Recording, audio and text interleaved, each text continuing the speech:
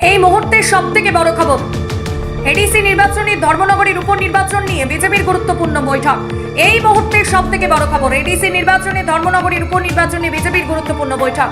এই বৈঠক অনুষ্ঠিত হয় কৃষ্ণনগর পার্টি অফিসে। এই বৈঠকে উপস্থিত রাজ্য প্রভারী মুখ্যমন্ত্রী ডক্টর মানিক শাহ, সাংসদ রাজীব ভট্টাচার্য, প্রাক্তন কেন্দ্রীয় মন্ত্রী প্রতিমা ভৌমিক সহ অনেকে। দুই নির্বাচনকে সামনে রেখে বিজেপির জোরদার বৈঠক। এই বৈঠকে একাধিক বিষয় নিয়ে আলোচনা হয়েছে বলে খবর। নির্বাচন নিয়ে চূড়ান্ত সিদ্ধান্ত নেওয়া হবে এই বৈঠকে। Bureau report, HD news media. কি ধরনের ক্যান্ডিডেট কারা হতে পারে, তো ওদের একটা লিস্ট বানানোর জন্য বলা হয়েছে।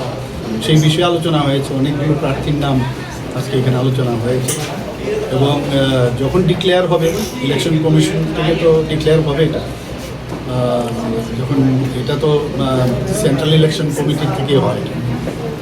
এটা গেল 1 নম্বর। আর 2 নম্বর হচ্ছে যে আমাদের এডিসি ইলেকশন নিয়ে আগামী দিন আমরা এডিসি ইলেকশনে কীভাবে আমরা চলবো, আমাদের রাজনৈতিকভাবে আমরা কিভাবে আমরা সামনের দিকে এগোবো, এই বিষয় নিয়ে আজকে আলোচনা হচ্ছে। দুটো বিষয়।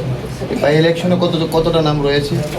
না, এখন অব্দি তো অনেকগুলো নাম তো অনেকেই এসছে, এগুলো আমাদের তো যা সিস্টেম আছে, তো তার মধ্যে আমরা লিস্ট আমরা দিল্লিতে পাঠাবো। তো আমাদের পদ্ধতি আছে, সেই লিস্ট অনুসারে সেখান থেকে ডিসিশন হয়ে তখন ডিক্লেয়ার হবে। এডিসি থেকে বিজেপি একই লড়ছে না মথার সাথে কোনো দূর?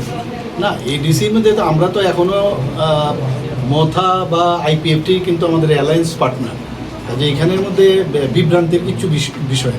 এখন অ্যালায়েন্স পার্টনারের সাথে আমরা একসাথে আমরা ইলেকশন লড়বো কি লড়বো না সেটা তো পরের বিষয়, কিন্তু দে আর আওয়ার অ্যালায়েন্স পার্টনার। আমরা তো আমি তো বারবার বলছি আমরা 28টাতে আমরা বলেছি, কিন্তু আমরা 28টাতে আমরা ইলেকশন লড়বো। পরে বাকি আমাদের কেন্দ্রীয় নেতৃত্ব যেভাবে ডিসিশন নেবে, but they are all our alliance partner. মুখ্যমন্ত্রী হওয়ার স্বপ্ন দেখছে এবং উনি সরাসরি বলছে সামনে মুখ্যমন্ত্রী। স্বপ্ন দেখা তো খুব ভালো, নিশ্চয়ই দেখা উচিত, এবং স্বপ্ন না দেখলে তো কোনোদিন সফলও হওয়া যায় না। তো ওটা তো ওনার কথা, কেন আমি কি বক্তব্য রাখবো, আমার কমেন্ট না দেওয়াটাই ভালো। স্যার, এবার এডিসিতে যদি মথা ক্ষমতায় আসে তাহলে 28-এ আগরতলা দখল করে জনজাতি মুখ্যমন্ত্রী বানানোর কথা প্রদ্যুৎ কিশোর আমি তো বললাম, যার এখন তো গণতন্ত্রতে সব কিছুই বলা যায়, যেটা আগে কিন্তু আমরা শুনিনি। সেই গণতন্ত্র আমি বারবার বলছি, ওদের কাছে এখন গণতন্ত্র বুকের বাতাস।